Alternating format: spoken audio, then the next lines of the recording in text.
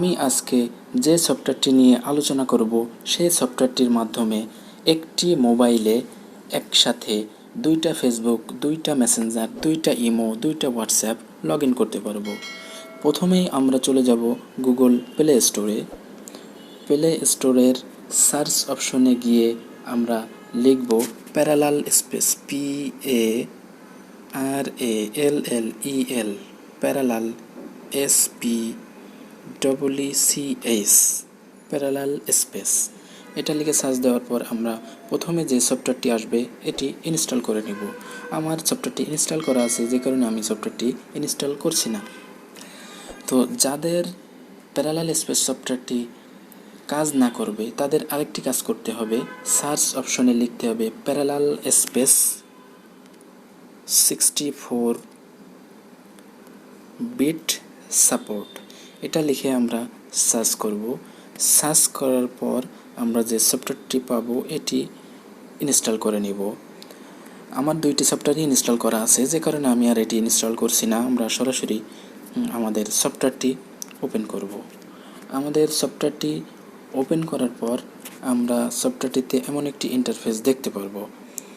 এখানে আমাদের ফেসবুক, আমাদের হোয়াটসঅ্যাপ, আমাদের ইমো সব আইকনগুলো আমরা দেখতে পারবো।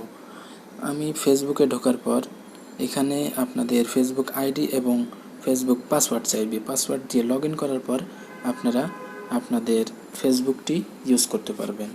আমার সফটওয়্যারটিতে আমার একটি আইডি লগ ইন করা আছে, যে কারণে আমার এখানে ফেসবুক পাসওয়ার্ড চাইলো না। আপনাদের পাসওয়ার্ড চাইবে এবং আইডি চাইবে, দিয়ে আপনারা এখানে লগ ইন করে নেবেন। অর্থাৎ আপনাদের ফোনের মূল যে ফেসবুক সফটওয়্যার, সেই সফটওয়্যারে আপনারা একটা আইডি ব্যবহার করতে পারবেন এবং প্যারালাল স্পেস সফটওয়্যারের ভিতরে আপনারা আরেকটি ফেসবুক আইডি অথবা মেসেঞ্জার অথবা ইমো অথবা হোয়াটসঅ্যাপ ব্যবহার করতে পারবেন। তো বন্ধুরা, এখানে আরও কিছু অপশন আছে।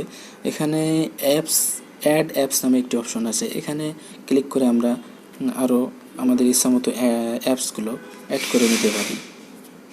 এরপর এখানে আমরা 3 ডট মেনুতে ক্লিক করলে এখানে আমাদের পাসওয়ার্ড সেট করার অপশন আছে। আমরা যদি প্যাটার্ন সেট করতে চাই তো আমরা এখানে প্যাটার্ন সেট করে দিতে পারবো। প্যাটার্ন সেট করে দিয়ে অথবা আমরা যদি ফিঙ্গারপ্রিন্ট সেট করতে চাই, এই অপশনটিতে ক্লিক করে আমরা ফিঙ্গারপ্রিন্ট সেভ করতে পারবো। তো বন্ধুরা, এই ছিল আজকের ভিডিও।